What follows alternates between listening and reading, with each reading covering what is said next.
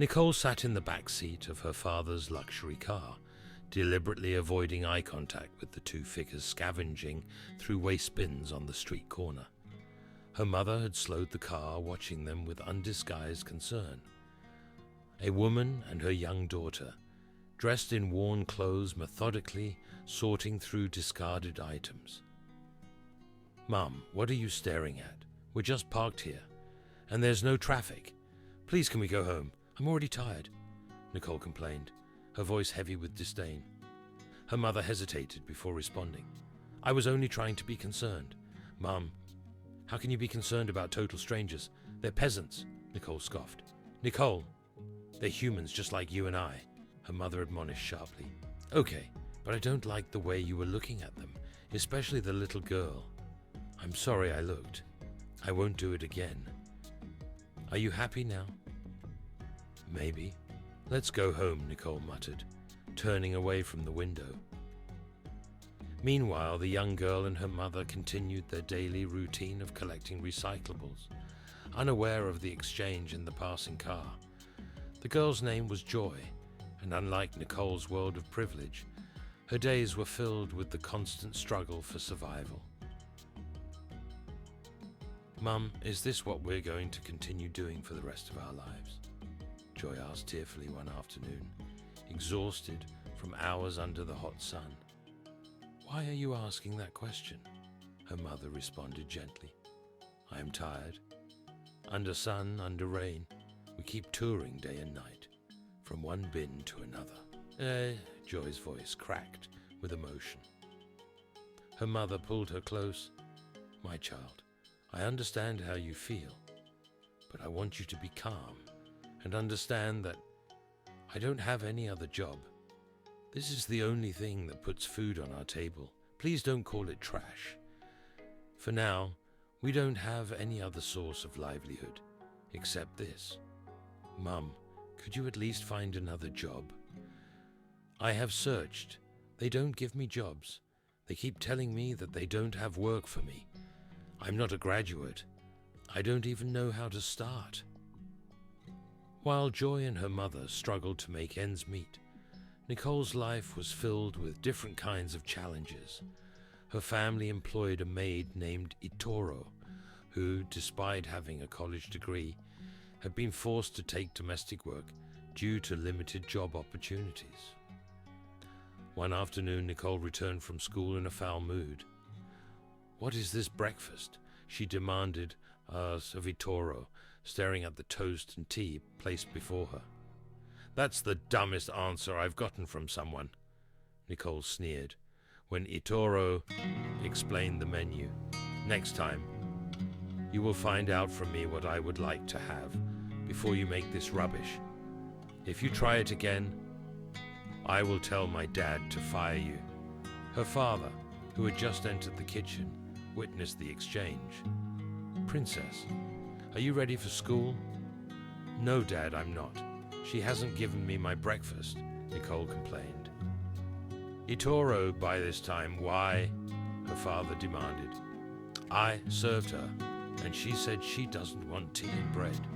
She poured the tea on top of the bread," Itoro explained. "Daddy, she's lying," Nicole interjected. "Enough," her father declared. "I employed you here to take very good care of my kids, provide them with whatever they want. I don't want to see her complain again. Am I understood?" Yet, while Nicole's family enjoyed the comforts of their well-appointed home, Joy and her mother faced a crisis. They discovered that the man who had rented them their modest room had been a fraudster. Now they found themselves homeless, forced to sleep in the open, vulnerable to mosquitoes and the elements. "My child, is this place going to be our new home?" Joy asked, her body covered in mosquito bites. "It will not be, just for the meantime. I believe very soon God will provide money for us to get a place for ourselves." Her mother assured her, "We will have to gather more containers and try to make higher sales. By doing so, we'll be able to realize some money to rent a place in the railway line." "But Mummy, I heard some bad people used to stay there, including pickpockets and street orphans. I disagree with you totally. Look at us. We're not bad people, but we want to rent there. There are some hard-working people who live there because they don't have any other choice. Back in Nicole's world, her parents discovered a troubling secret. Despite claiming to excel in school, Nicole had been falsifying her grades. Her mother confronted her with the evidence: mathematics 0, English 5, science 2, social studies 0, health education 1. What is this? Poor grades, her mother exclaimed. So what am I paying for? Are you there to conceive the idea of altering your grades? How are you so good at lying and cheating? Is this how I trained you? Mummy, I'm sorry, Nicole mumbled. You're sorry? Really? If Vittoro had not brought my attention to this, I would have thought my daughter was doing well in school. Do you not know how much we pay each term for you? Over $1 million. And you repay us with this. And just to think you are so good at lying and cheating. The contrast between the two girls' lives couldn't have been starker. While Nicole struggled with the consequences of her dishonesty in a life of privilege, Joy faced the daily challenge of survival with dignity and hope. Her mother's determination to provide a better life, despite their circumstances, showed a different kind of wealth, one of character and resilience. One day, Nicole's father came home bursting with joy.